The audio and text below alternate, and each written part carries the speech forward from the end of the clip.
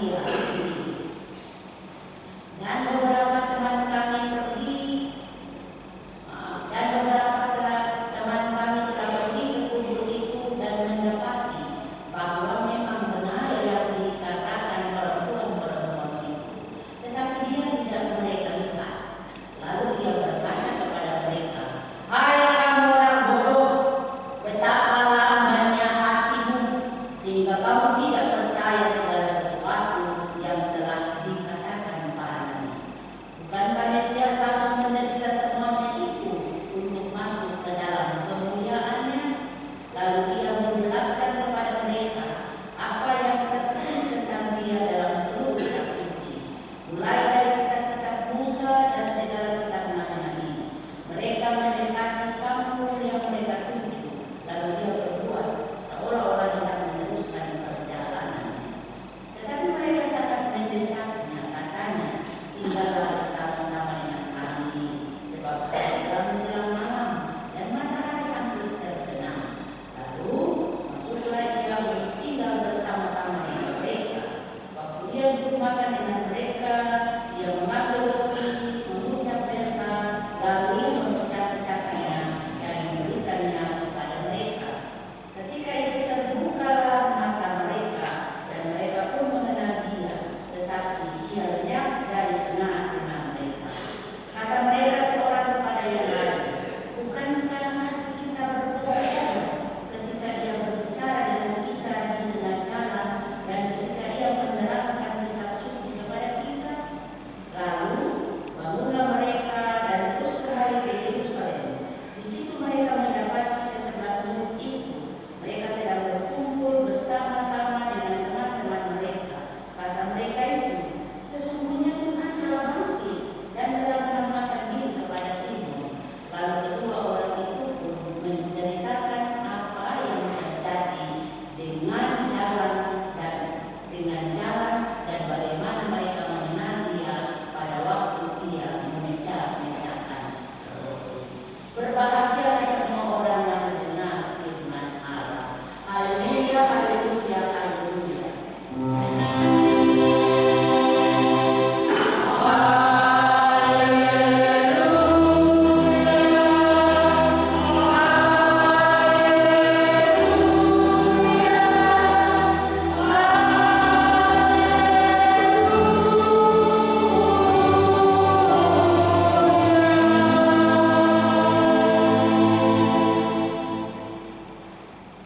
Bapak Ibu jemaat yang dikasihi dan diberkati Tuhan, dari bagian firman Tuhan kita ini diberikan tema mengenal Dia yang bangkit. Sekali lagi saya menyampaikan tema ini untuk kita renungkan bersama. Tema berbunyi mengenal Dia yang bangkit. Bapak Ibu jemaat, pada saat Yesus mati, 3 hari kemudian dia bangkit dari antara orang mati. Setelah dia bangkit, dia tidak langsung naik ke surga. Tapi Alkitab berkata bahwa Yesus masih tinggal 40 hari lamanya, baru dia kembali naik ke surga. Timbul pertanyaan dari kita sebagai orang-orang yang percaya atas kebenaran firman Tuhan, tetapi juga timbul pertanyaan dari orang-orang yang tidak percaya kepada Tuhan. Pertanyaannya begini, mengapa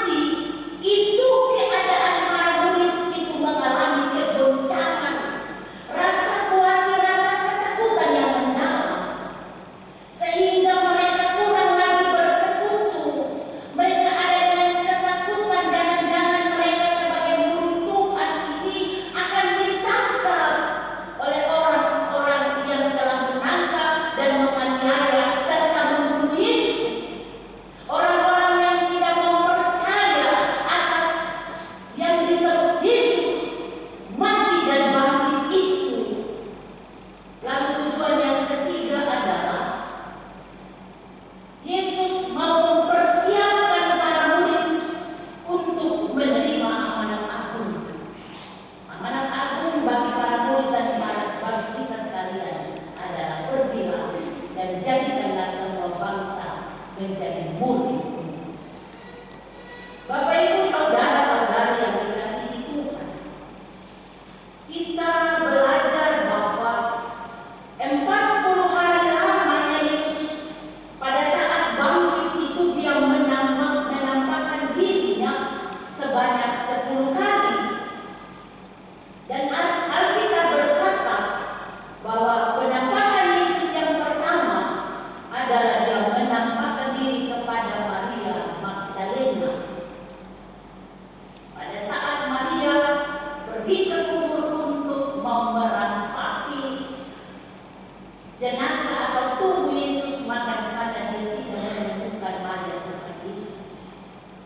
Dan penampakan Yesus yang kedua adalah Yesus menampakkan diri kepada beberapa perempuan atau beberapa orang perempuan. Penampakan Yesus yang ketiga adalah Yesus menampakkan diri kepada Petrus. Dan bagian firman Tuhan kita hari ini, saat ini, minggu ini, itu berbicara tentang penampakan Yesus kepada 2 orang murid yang berjalan ke Emmaus. Penampakan yang kelima adalah Yesus menampakkan diri kepada semua murid tanpa Thomas. Penampakan diri Yesus yang keenam, Yesus menampakkan diri kepada Thomas bersama-sama dengan murid-muridnya. Yang ketujuh, Yesus menampakkan diri kepada murid-murid di pantai Danau Tiberias. Yang kedelapan, Yesus menampakkan diri lebih dari 500 saudara. Yang kesembilan, Yesus menampakkan diri kepada Yakobus. Dan yang terakhir, yang ke-10, Yesus menampakkan diri sewaktu Yesus mau terangkat ke surga.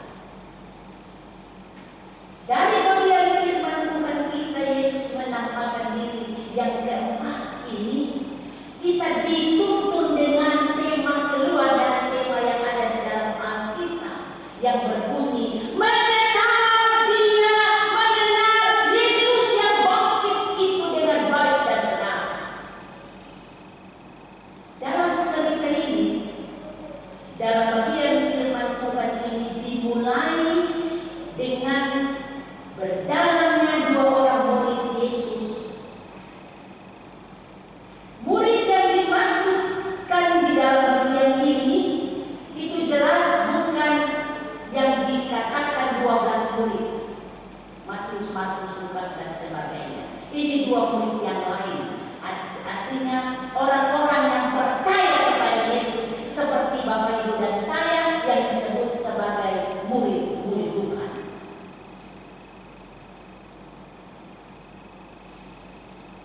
2 murid yang berjalan ke Emmaus ini adalah 2 murid yang percaya kepada Yesus. Mereka bergabung dengan orang percaya lainnya sebagai bagian dari murid Yesus. Dan Alkitab berkata, salah satu murid itu bernama Kleopas. Dalam perjalanan mereka terjadi percakapan yang mereka bangun di antara mereka berdua. Tetapi karena mereka begitu fokus pada berita yang tersebar, sehingga mereka tidak menyadari bahwa yang bersama-sama dengan mereka adalah orang yang sedang mereka bicarakan atau yang sedang mereka percakapan itu. Sehingga dalam ayatnya yang ke-16 dikatakan ada sesuatu yang menghalangi mata kedua murid tersebut. Ada sesuatu yang menghalangi mata kedua murid tersebut. Sesuatu itu apa? Perlu ditanya. Selanjutnya ketika mereka sedang bercakap, Yesus bertanya kepada mereka, apakah yang sedang kami percakapan? Lalu mereka terkejut, bahkan mereka berhenti dan dengan muka muram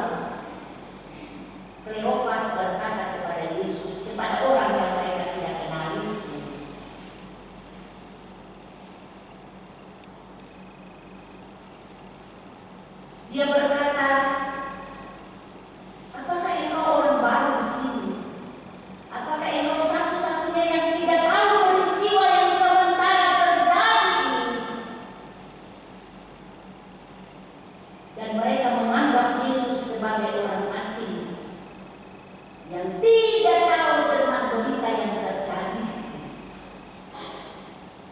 Lalu Yesus seolah-olah tidak mengerti dengan hal itu.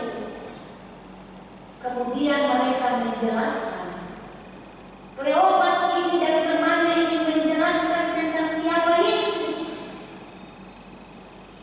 Dalam pandangan mereka, Yesus adalah seorang nabi kata Alkitab. Seorang yang memiliki kuasa dalam pekerjaan dan perkataannya. Dan mereka menceritakan bagaimana pengharapan mereka terhadap Yesus.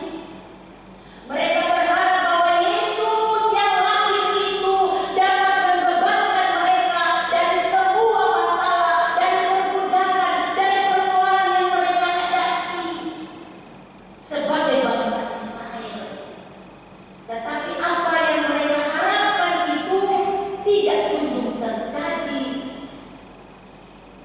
Ketika para imam dan pemimpin mereka telah menyerahkan Yesus untuk dihukum mati, harapan mereka menjadi sirna dengan kematian Yesus. Tetapi kemudian muncul berita mengejutkan bahwa Yesus telah bangkit dari kematian dan Yesus telah hidup.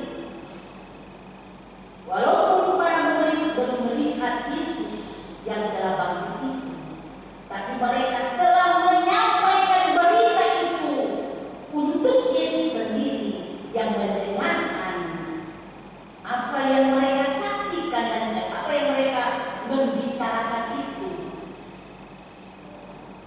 Selanjutnya Yesus mengambil alih percakapan itu dengan memberikan kritikan kepada kedua murid itu. Yesus katakan bahwa mereka orang lamban, bahkan memahami apa yang dikatakan oleh para nabi tentang dia. Lalu Yesus mengisahkan kebangkitannya kepada kedua murid tersebut. Yesus mengisahkan atau Yesus menegur mereka. Yesus mengingatkan mereka bahwa penderitaan Yesus itu merupakan bagian yang tidak terpisahkan dalam hidupnya. Yesus menunjukkan pada kesaksian kitab suci tentang dirinya. Perlahan-lahan Yesus membawa mereka kepada pengenalan akan dirinya. Apa yang sedang terjadi di Yerusalem? Ini merupakan penggenapan terhadap isi Alkitab kata Yesus. Dengan demikian semua peristiwa yang sedang terjadi harus dipahami dari sudut pandang Kristus. Yesus membimbing mereka tentang kebenaran sejati tentang diri Yesus, sehingga mereka sampai di pinggir kampung yang dituju, yaitu Emmaus.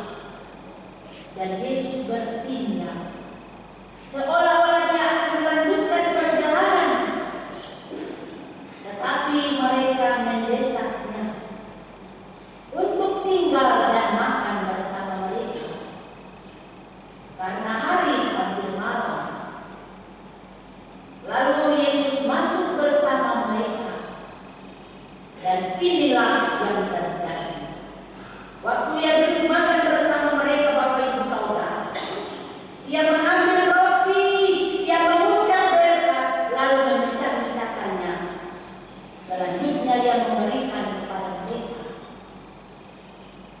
Ketika ia melakukan tindakan kasih itu, dia membagikan roti kepada mereka untuk mereka makan. Ketika itu terbukalah mata mereka. Pada saat mata mereka terbuka, kita berkata, Yesus menghilang dari pandangan mereka. Disitulah Yesus membuka mata hati mereka saat dia makan bersama-sama dengan mereka. Pada saat itu hati mereka berkobar-kobar, bersuka cita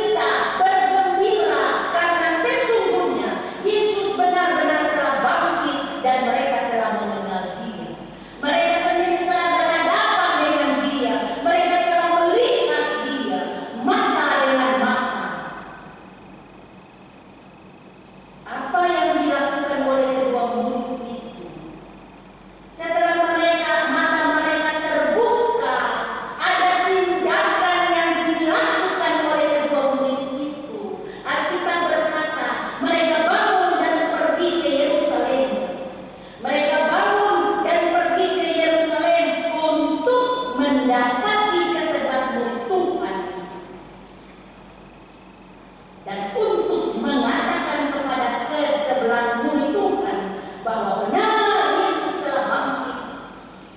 Dan kedua murid ini menceritakan apa yang terjadi dalam perjalanan mereka menuju ke Emmaus, bahwa mereka benar-benar berjumpa dengan Dia, tapi mereka tidak mengenal Dia. Bapak, Ibu, saudara-saudari, jemaat yang dikasihi Tuhan Yesus Kristus, mengenal Yesus secara pribadi bagi kita orang percaya, bagi kita jemaat Tuhan, mungkin berbeda-beda. Bagi setiap kita, ada yang mengenal Dia dengan sungguh-sungguh lewat ciptaannya. Dia menciptakan langit, bumi, laut, dan segala isinya yang kita nikmati setiap hari. Pada saat izin Tuhan untuk dibangunkanlah kita di hari baru, kita siap menikmati matahari, kita siap menghirup udara, dan kita siap menikmati berkat-berkat lain yang Allah telah siapkan bagi kita. Namun ada yang mengenal Tuhan secara pribadi dengan cara-cara yang berbeda. Ada yang mengenal Tuhan setelah dia belajar firman Tuhan dengan sungguh-sungguh. Ada yang dia mengenal Tuhan pada saat dia dipulihkan dari sakit penyakit. Ada yang mengenal Tuhan pada saat dia diberikan berkat yang sebenarnya dia tidak pernah membayangkan berkat itu. Tapi ada yang mengenal Tuhan lewat masalah-masalah yang sangat berat dalam hidup. Kalau kita menghadapi masalah yang sangat berat, lalu Allah berkenan mendengar doa kita, bersentuhan dengan kasih Allah, maka kita akan memahami sungguh bahwa kita berada di mata Allah, bahwa kita sungguh luar biasa di mata Allah, bahwa Allah mau pakai kita untuk melakukan amanat agungnya. Kenapa demikian? Karena masih banyak orang-orang di luar sana yang belum mengenal Tuhan secara pribadi. Banyak orang mengenal Tuhan hanya di bibir dan pikiran saja. Tapi banyak orang tidak mengenal Tuhan secara sungguh-sungguh, sehingga mata hati mereka tertutup lamban untuk mengerti firman Allah.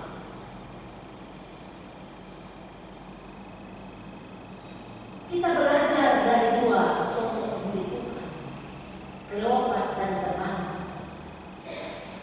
Mereka memberikan kita pelajaran dari bagian ini,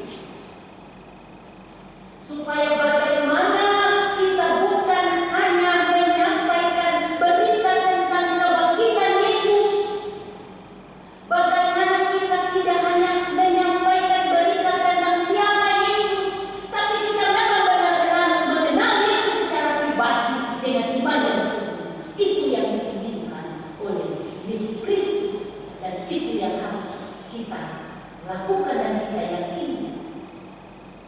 Semua kita ini pasti pintar berbicara tentang siapa Yesus. Semua kita ini pintar berbicara atau memberikan kesaksian tentang Yesus. Tapi timbul pertanyaan, apakah kita memang benar-benar mengenal Yesus secara pribadi?